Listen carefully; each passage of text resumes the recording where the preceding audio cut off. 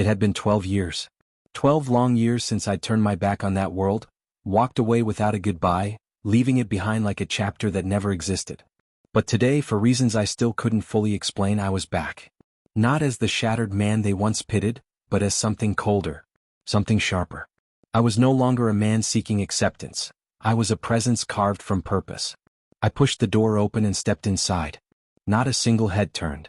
Not a single eye lit with recognition.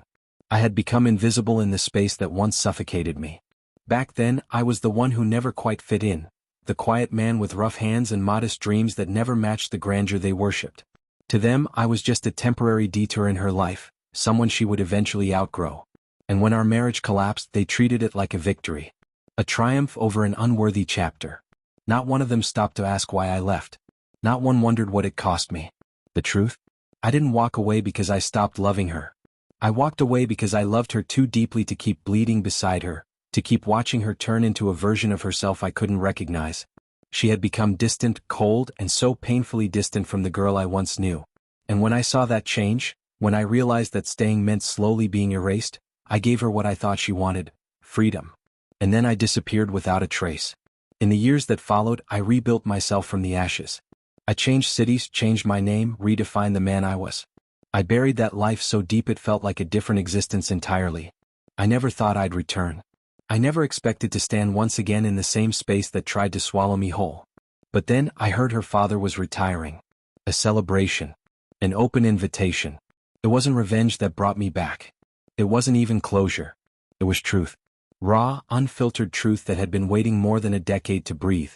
I parked the car 3 blocks away, walked the rest of the way on foot.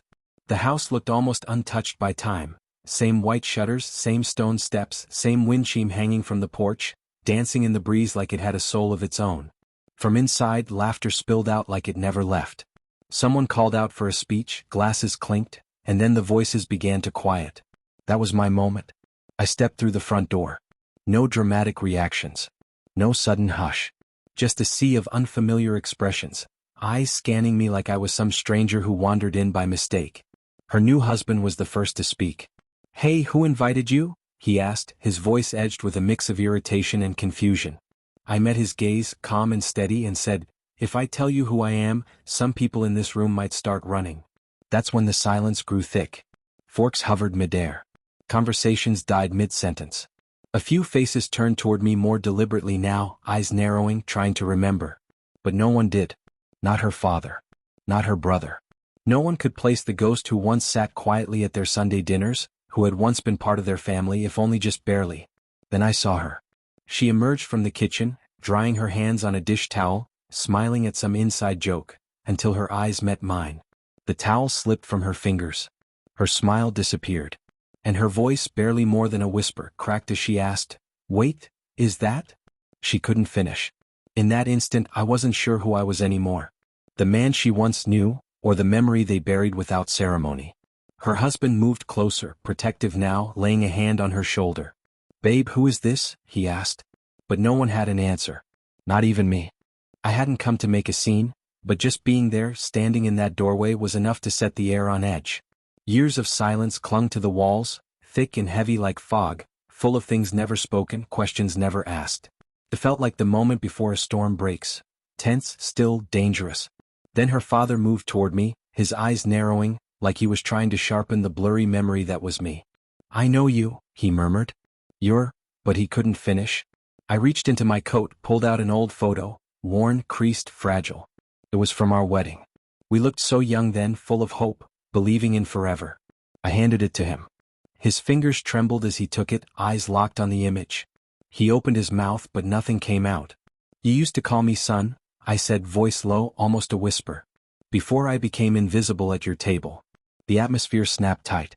Her brother stepped back like I'd drawn a blade. Her mother covered her mouth in shock.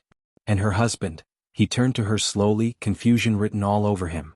"You said he left. That he disappeared." She didn't answer. Couldn't. Her eyes stayed on mine, wide and filled with something like fear, something like sorrow.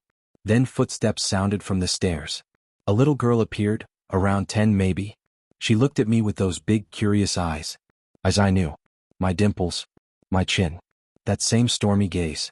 "Mom?" she asked, pointing. Who is that man? That one question cracked the room wide open. Her husband staggered back like he'd been hit. I didn't move. I couldn't. I was frozen, staring at the proof of everything she had buried, the child she never told me about.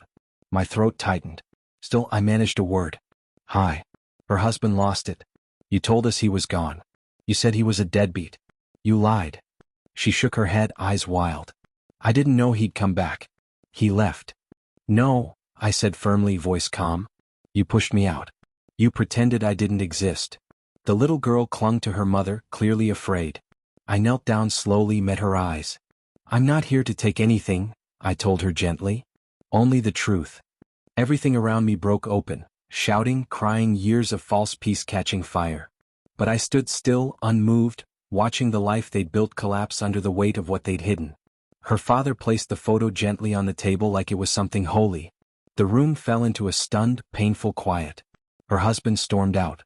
She turned to follow, but the girl held her back. Wait, she whispered. I want to talk to him. That broke something deep inside me. We sat together outside on the front steps. She asked her questions slowly, carefully. I answered every one, softly, honestly. Somehow I still had the patience. And for the first time in 12 long years I felt seen, not by the woman who betrayed me, but by the child who came from love, who finally knew I existed. Sometimes closure doesn't come wrapped in peace. It comes like lightning in the middle of a storm. But healing? Healing begins when the smallest voice looks at you, steady and clear, and says, I see you.